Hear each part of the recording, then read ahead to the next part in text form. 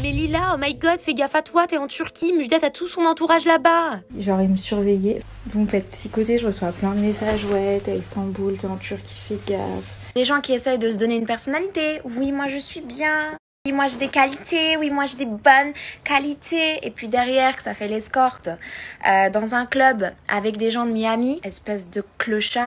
Le chard que tu es. Pour la plainte que j'avais fait à Dubaï, à l'heure actuelle, chérie, tu es interdite de la majorité des boîtes à Dubaï grâce à ma plainte. Il n'y a aucun buzz, j'ai vraiment peur, ne faites pas les seins, vous savez de quoi vous êtes capable. Même dans vos réponses, il y a des menaces, c'est incroyable. Je sais très bien ce qu'il est possible de se passer et stop de parler constamment de buzz, il s'agit de ma sécurité. Ni je regarde, ni je réponds, j'ai vraiment mieux à faire les amis. C'est honteux ce que tu fais. Déjà ta story d'hier, du début jusqu'à la fin, tu mens aux gens, aucune personne censée ne croit en ce que tu dis. Et là, t'es en Turquie et tu fais croire que tu te fais agresser pour essayer de me faire porter le chapeau. Alors la question elle est toute simple, hein, Team Lila ou Team Félicia et Müjdat, et après vous nous expliquez d'où sortent encore ces nouvelles polémiques. Hein. Ouais, moi, alors Müjdat. Lila pour toi Zoubir, Müjdat et Félicia pour toi Jinda. Moi, je sais pas. Ah, tu sais pas. T'as pas envie de te prononcer? Non, Why? parce que moi, Felicia, je l'adore. C'est comme vraiment ma petite sœur.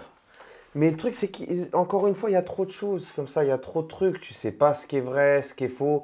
Et en fait, pour moi, faut arrêter de prendre le parti de quelqu'un ou quelqu'un d'autre. Juste mettez-vous tous les trois, vous en parlez, vous réglez ça, vous arrêtez tous de nous gonfler avec ça, en fait, sincèrement. C'est juste ça, en fait. Est-ce qu'on peut avoir une recontextualisation quand même pour que les personnes qui n'ont pas regardé leur story puissent comprendre qu'est-ce qui s'est passé, d'où ça sort encore? Alors, il y avait un antécédent déjà entre les deux qui s'appréciaient pas depuis les princes, déjà. Bah parce oui. que toutes les deux étaient présentantes pour Müjdat. Oui. Ça s'envoyait déjà des pics, et puis je crois il y a quelques semaines, il y a eu une histoire avec Marie Thomae, je crois, parce qu'ils étaient dans la même boîte. Félicia et Marie dans la même boîte que Lila. Lila aurait filmé pour envoyer dans un groupe privé à ses amis, pour rigoler, aurait filmé, je crois, Félicia et Marie. Oui. Donc c'est remonté en sauce. Et puis il y a eu le tournage dans le RDM, où on voit Félicia se prendre la tête avec Mila et Lila.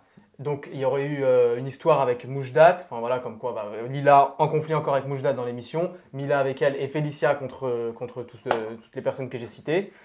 Et en gros, je crois que ça partait de ça, c'était la continuité en fait sur les réseaux, tout simplement, ça se taclait, ça montait. Et de quoi Lila elle accuse vidéo-là. Müjdat aujourd'hui?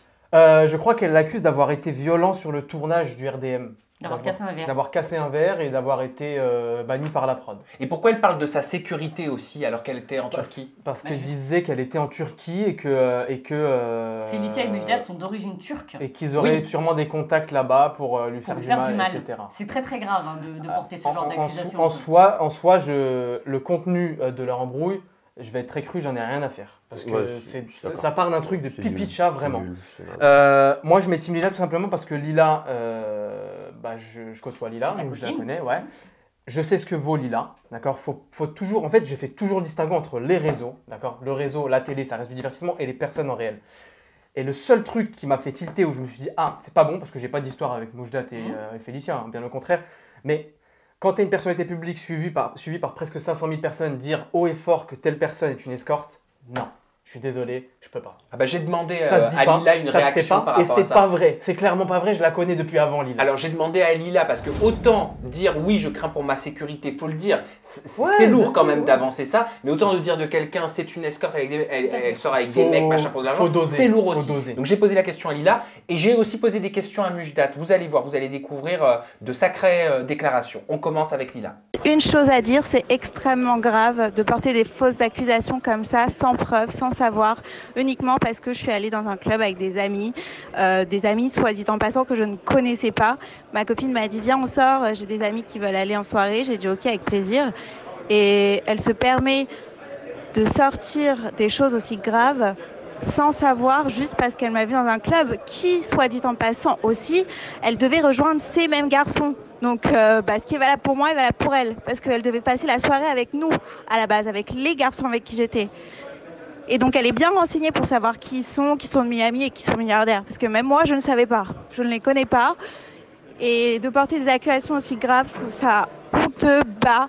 Et je pense qu'elle ne sait plus quoi faire elle sait plus quoi faire pour essayer de rabaisser les gens, pour essayer de détruire les gens, mais en tout cas, ça marche pas. En fait, là, ça commence à partir un petit peu loin, j'ai l'impression, les clashs sur les réseaux. C'est à qui sortira une information comme ça, sans même avoir de... Et qu'elle soit vraie ou fausse. Mais vraie ou fausse, en fait. C'est juste pour salir les gens. Je vais dire que t'es une prostituée, je vais dire que t'es escorte, je vais dire que je t'ai vu dans une cave, je vais dire que t'es millionnaire, je vais dire que t'es pauvre.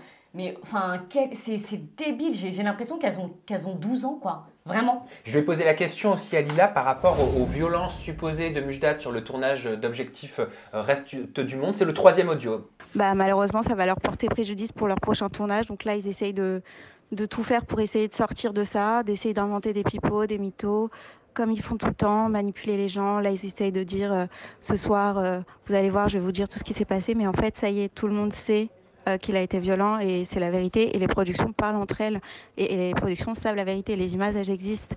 Ce qu'il a fait, c'est très grave.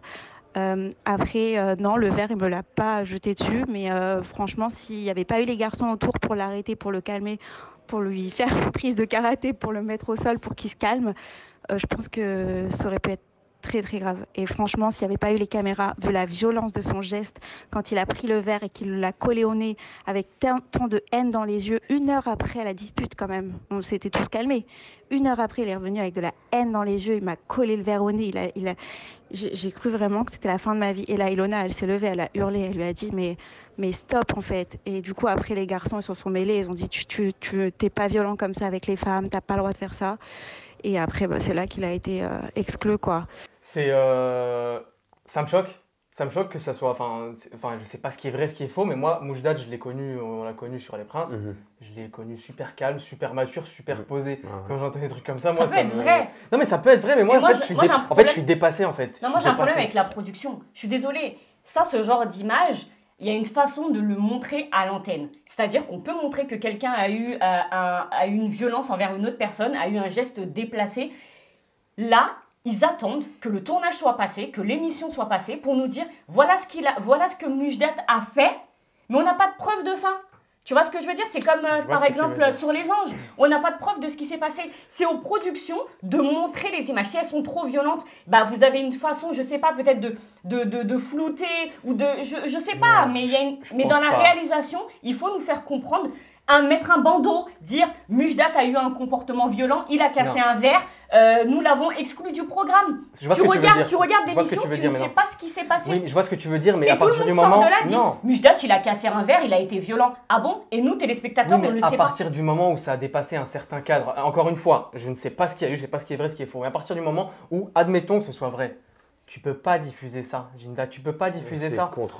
C'est contre-productif pour tout le monde, que ce soit pour la prod, pour les spectateurs, pour les candidats. C'est pas quelque chose qui est cautionné. C'est limite. Non, c'est pour ça que je dis, tu montres pas l'acte en lui-même, mais nous, en tant que téléspectateurs, il faut qu'on le comprenne. Je suis désolée, vous faites un arrêt sur image au moment où le verre il se casse. Et si ça s'est passé en off? On le sait même pas ça, si c'est passé en off. Oui, mais il n'y a pas d'intérêt. Pourquoi le spectateur devrait savoir ça? Donc le but, c'est de vendre, c'est de faire produire et de diffuser du divertissement avec une aventure, avec des épreuves, des trucs chill, des trucs bonne ambiance. À quel moment on a besoin de dire... Enfin, bonne ambiance, ils cherchent la merde quand même. Hein. Oui, enfin, t'as compris. Je parle en général. Oui. On connaît le format des téléréalités françaises, on le connaît. C'est le secteur de la télé-réalité. On connaît le format. L'amour, les clashs, mais quand il y a des trucs sexe, de violence, c'est de normal. dérapage, c'est pas bon de le dire, Ginda. C'est pas bon. Non, mais ça existe malheureusement. Non, le problème, c'est que c'est les candidats après qui en parlent. Mais oui, les candidats vont parler sur les réseaux. Et comment, à qui on va croire dans ce cas-là? Il y en a un qui peut se faire accuser à tort. Voilà, il peut se faire accuser à tort et avoir une sale image.